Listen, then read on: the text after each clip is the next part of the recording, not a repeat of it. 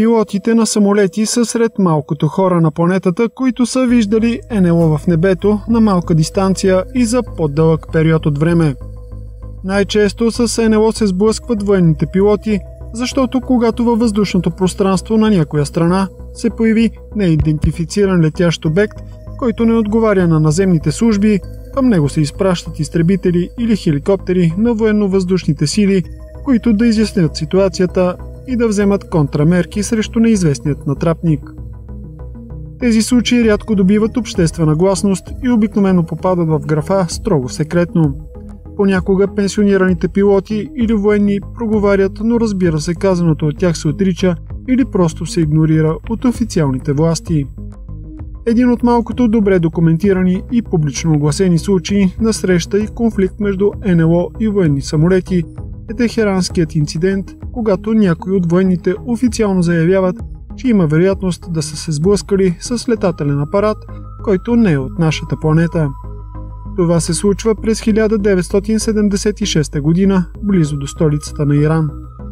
В ранните часове на 19 септември, около 30 минути след полунощ, граждани от покрайнините на Техеран подават сигнали за необичайно ярък обект в нощното небе. Властите получават 4 различни обаждания за светещия обект. Те успокояват гражданите, че това е ярко светеща звезда. За случая е уведомен и главнокомандващия на въздушните сили на окръга генерал Есефи. Той също първоначално смята, че това е сияние на звезда, но след като лично вижда обекта и се консултира с диспетчерите на международното летище Мехрабад, променя мнението си и дава нареждане към мястото да се изпрати един изтребител F-4 Phantom 2 от военната база Щахрохи край град Хамадан, намиращ се на около 280 км от Техеран. В 1 часа и 30 минути изтребител F-4, управляван от капитан Мохамад Реза Азиз Хани, се насочва към обекта, намиращ се на 64 км северно от столицата Техеран. НЛО-то било толкова ярко, че се виждало от разстояние 112 км. Пилотът успял да се приближи на около 40 км от него и тогава цялата му апаратура престанала да работи и той загубил радиовръзка с базата. Пилотът направил маневра с ръчната система за управление и започнал да се отдалечава от обекта обратно към базата си. По обратният път апаратурата проработила и функционирала без проблеми. В 1 часа и 40 минути към яркото НЛО изпратен втори изтребител F-4, управляван от лейтенант Парвиш Джафари.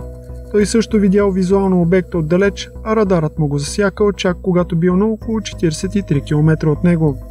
Когато до мистериозният обект оставали 40 км, той започнал да се движи, запазвайки тази дистанция от преследващият го изтребител. Известно време изтребителят и НЛО се движили на юг с еднаква скорост, след което от обекта се отделил по-малък ярък обект и с голяма скорост се насочил към изтребителя. Пилотът решил, че го атакуват и се опитал да изстреля ракета, но в този момент апаратурата му престанала да работи, включително оръжейните системи и радиовръзката. Той се оплашил за живота си и се опитал да се катапултира, но копчето на катапулта също не проработило. Опитите му да пусне апаратурата отново не се увенчали с успех. По-малкият светещ обект минал под изтребителя без да го докосва, отдалечил се на около 5 км от него и се върнал към основният голям обект.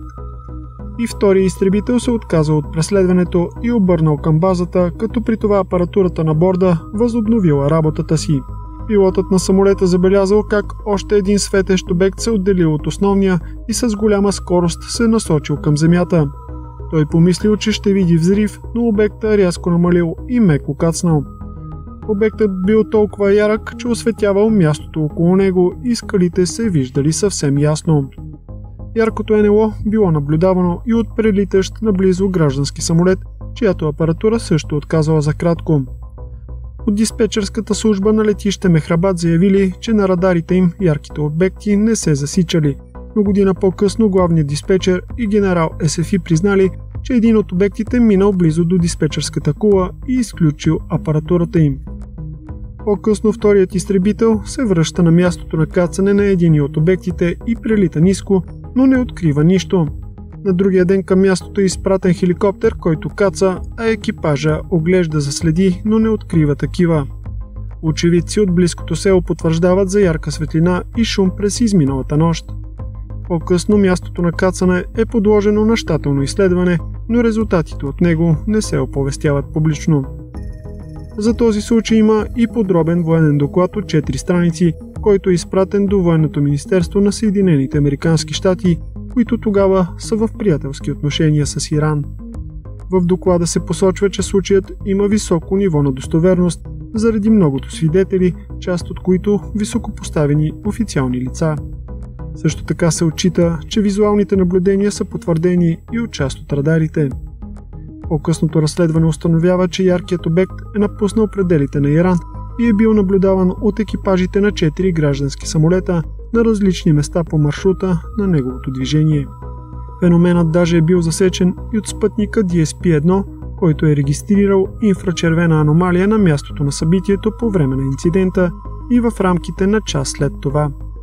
Интересно е, че пилотът на втори изтребител Парвиш Джафари, който след години се пенсионира като генерал, през 2007 година взема участие в конференция на Националният прес-клуб, посветена на изследването на феномена НЛО в световен мащаб.